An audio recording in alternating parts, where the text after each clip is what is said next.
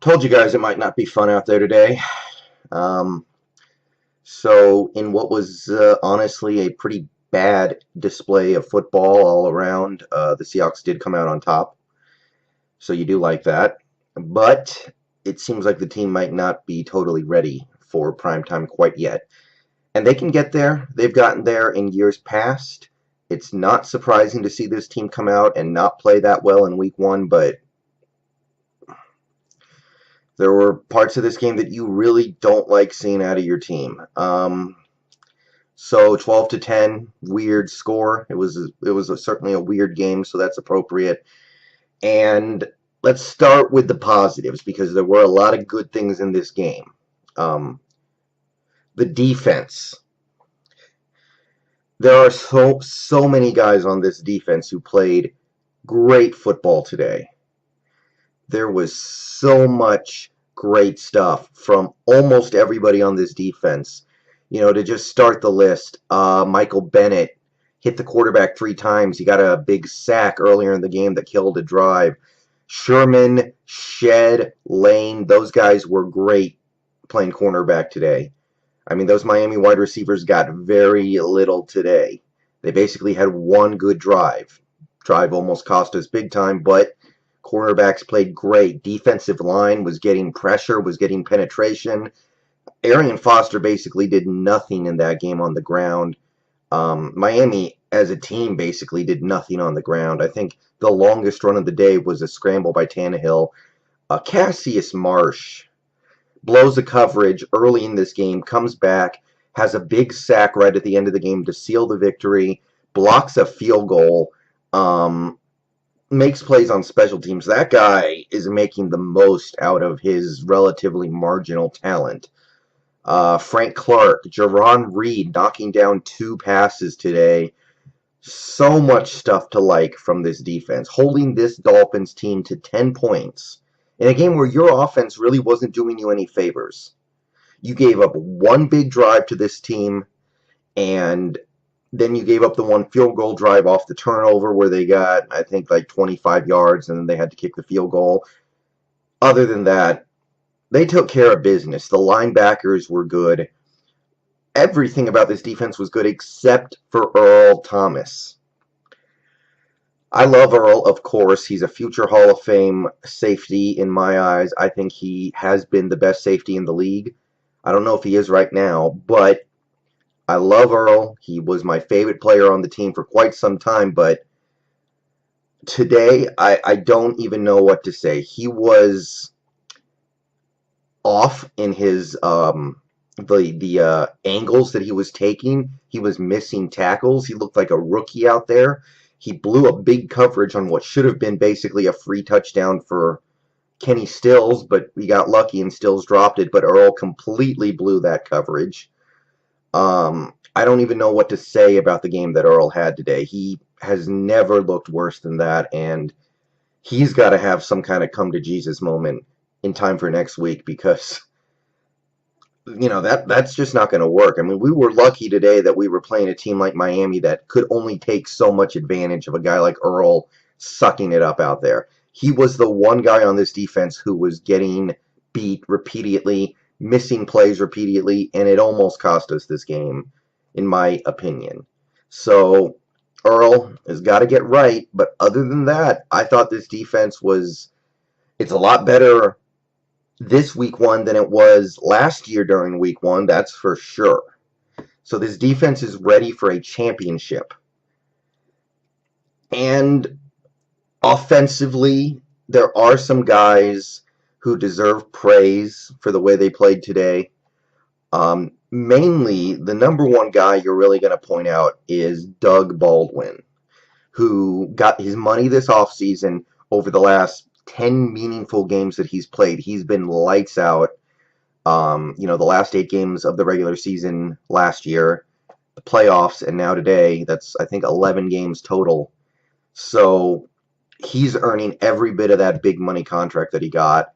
And, I've never really had this before. Doug Baldwin is the first wide receiver in my lifetime as a Seahawks fan who I have complete trust in to execute at a high level. I mean, I remember Joey Galloway. I remember Daryl Jackson. I remember Bobby Ingram. I remember Joe Jaravicius the year we went to the Super Bowl. I mean, this is different. This is one of the top receivers in the league who constantly executes, constantly does what is asked of him, constantly gets the job done. I don't remember ever seeing a receiver on this team like that. Largent was before my time. Even Brian Blades was before my time. Like I said, the first big time Seahawks wide receiver that I knew was Joey Galloway back in '96. So, love watching him. He deserves credit. Jermaine Kearse had a good game. He does basically what he always does. And then things get a little tough. I mean, this offense, it really could derail what we have this season, and I don't want to see that. It almost happened last year. I really don't want to see it happen this year. We've got a lot of talent on this offense. We've got obviously the ton of talent on the defense, and I don't want to see this offense holding this team back. And for the most part today, that's what I saw. I mean, even the touchdown drive that the defense gave up, how much can I hold it against them when they're holding Miami down the whole game? And then our offense just can never do anything. Eventually, you're going to give up a play here and there. It can't be helped. So this offense, I mean, where do you even start with it? The offensive line, I knew they were going to struggle, but I didn't think they were going to be quite that bad, and they were as bad as we were possibly all afraid of, maybe even worse. I mean, Sud did whatever he wanted to do, which I kind of figured was going to happen. Cameron Wake did some stuff out there. Jason Jones. Just consistently, we would run, play action bootlegs and plays that were long developing down the field, and they don't have a chance. Wilson doesn't even have the opportunity to gear up to actually try to make that play down the field. It's the play is over before we even get a chance to start it. He doesn't even get a chance to try to make a good throw down the field. There's too much going on in the backfield for him to even think about that. And of course, a big part of that was the fact that Wilson hurt his ankle. Accidentally stepped on it, and it was actually probably an accident this time. He had no mobility for part of this game, and it caused him to make some bad throws, and it also cost him his mobility basically until that final drive of the game where he actually had a little bit of that back. But yeah, the offensive line, count the plays. Like I said, there were a couple play action bootlegs in this game where Wilson, even though he's scrambling out of the pocket, is still getting hurried to the point where he just has to throw the ball away. Obviously the fumble on Wilson, where Glowinski gets basically pushed back into the quarterback, which is embarrassing. I mean, you don't see that stuff. That's embarrassing for Glowinski. I mean, if you're doing that, what are you even doing in the league? If you get pushed back like that, like you're a tackling dummy, like a turnstile, I mean, what are you even doing? Bradley Sowell was getting abused, and when he wasn't getting abused, he was committing penalties. I'm gonna hope that it gets better. And in fairness, this was better than Week 1 last year. Week 1 last year, we gave up 7 sacks against the Rams, I think. Never, ever got Wilson time in the pocket in that game, pretty much. And this was better than that, but it frustrated me because we all saw what was holding this team back last season. We all saw that this team was limited by their offensive line, and I understand we didn't go out and spend a ton of money to address it. I'm cool with that. I understand why that's the case, but I wanted to see something in the game plan or something that we had cooked up that was going to help mitigate that, and it just wasn't there. So there have to be some concerns. Props to the offense for nutting up at the very end when they had no other choice. They converted 2 fourth downs on that last drive. They completed a couple third down passes as well. Doug Baldwin played like a man on that last drive. Welcome back, Jimmy Graham. He had a catch on that final drive that converted a third down. Welcome back. He barely played today, but it was good to see that guy. A lot of this stuff, I'm going to give the team some credit for coming together at the end there, but for most of this game, nothing was really working well. Nicest thing I can say about this offense is that the run blocking and the pass blocking got better late in the game, but part of that has to be that the defense is getting tired. So, you're looking at this team, week one, starting with a win is good. Starting with good defensive effort is good, but it feels a little like last year, except this time we won instead of losing. And I'd like to be a little more optimistic about things because this defense is totally ready for a championship, but I look at the Rams next week. I look at the Jets in 3 weeks. I look at the fact that we're going to play the Rams again later this year. We're going to play Arizona. They've got pretty good defensive line. I don't know what's going to happen. I just don't know what we can expect from these guys from week to week. I mean, Bradley Sowell, we were putting all of this pressure on Bradley Sowell to do good at left tackle. He looked bad today. I know he had a tough matchup.